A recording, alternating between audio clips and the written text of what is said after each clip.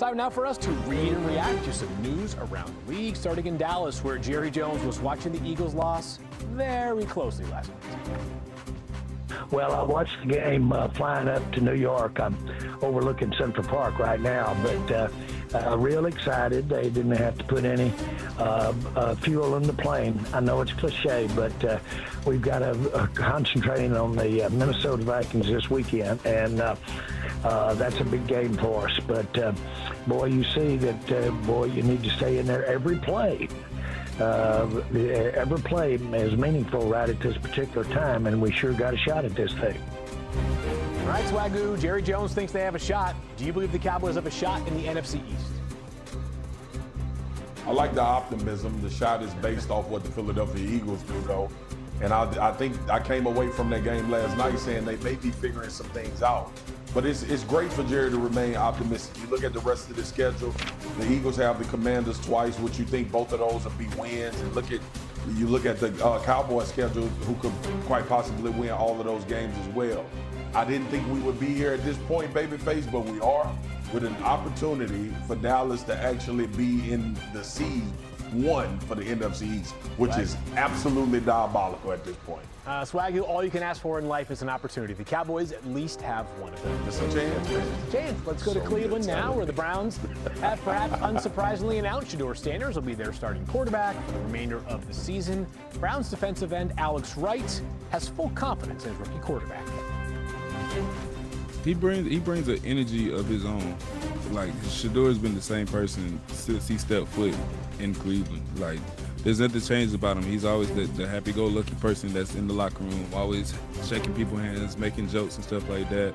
And then when it's time to, put on the pads and put on the helmet, it's time to work. Like, even when I come into the facility, I see him in the office every day with Coach Stefanski, like, just going over film. I see him in there asking questions, and he's not afraid to ask questions. So just for him to be, that poised rookie and stuff like that, that's not afraid to go out there, and throw the football. Of course, he's a rookie. There's always going to be mistakes in the game of football. Good stuff right there, Dan. Do you like what you've seen from Shedeur so far? I do. He's playing faster. That's probably the biggest gripe of him coming out of school. So this is the traditional under center bootleg. The big thing is after the fake, you got to snap your head, find that end man. He does. Don't keep running. Put your foot in the ground. Number one, the flat route is taken. Don't take the sack, hold it quickly. Get that ball out to that crosser. That's very well done. This is that beautiful 60-yard touchdown pass to Jerry Jeudy. Look how quickly he goes from one, scans front side, realizes it's man, back to two, understands the safety, drops slow, and carries that middle of the field post. Three is the backside right now. Man, that's awesome. We see that from high-level starting quarterbacks in the NFL. Very well done by Shedeur. Changes the protection here. He wants Shannon one-on-one, gives him the chance to hesitate, watches the corner collapse on the in route from the top. This is an elite throw under a real NFL pocket. You cannot play and/or throw it better than those clips right there. Are there still issues? 100%. Down in the red zone, all-out pressure. You have to drift. I love the fact that he backpedals. You got to beat the last guy with the throw. Give your tight end, the young rookie Shannon, a chance versus man coverage. So it hasn't been unbelievably perfect. But, man, the stuff that you saw in college and even in that Rams preseason game that gave you just some reservations, I think week by week there's just been a little bit of a step forward in some of those flaws. This weekend he played at a very high level. 4 more games to continue to grow for Shedeur Sanders. I think they're huge. I think they're huge. I think they're huge. Yep. Just a week ago in Pittsburgh, fans were calling for Mike Tomlin's job. But after a win over the Ravens, the Steelers are now back atop the AFC North. And here's Mike Tomlin earlier today on maybe being on the hot seat. At the Bills game, fans calling for your job. Did you feel like you were in the hot seat at all last week? Man, I've been in the hot seat for 19 years. Did you feel like you had something to prove to the fans at all? I always feel like I got something to prove, not necessarily to anyone in particular, but that's just the spirit in which I go about what I do professionally. What do you expect from the fans Monday night? Man, I expect them to show up, man. It's Monday Night Football in Acrisure. It's going to be a big game. Well, Mina, as Mike just said, the Steelers play host to the Dolphins on Monday night in Pittsburgh. What challenge does Miami pose to Pittsburgh? Man, I know the Dolphins' record is what it is. They're likely out of the playoffs. do not sleep on this run game because I am telling you, week after week now, they're putting up some of the filthiest tape in terms of running of any team in the NFL. I mean, they lead the league in explosive run rate. Devon Achane leads all running backs in rushing yards over expected per carry. They use motion at the highest rate, which gives the Pittsburgh Steelers trouble. And a lot of the things they do in the run game in terms of using misdirection, eye candy, Achane getting into the edge, these are all things that Pittsburgh has struggled with, particularly the second level of their defense. So they got to come into this with a game plan for that rushing attack because it is one of the trickiest to solve in the entire league. Yeah, Achane had a bonkers day this past Sunday, and he didn't even play the entirety of it as he got banged up. Hurts became the second reigning Super Bowl MVP with 5 turnovers, no passing or rushing touchdowns in a game since play-by-play was first tracked in '78. He joined Terry Bradshaw, who did it in '79, who, by the way, also did it against the Chargers, who were playing then in San Diego.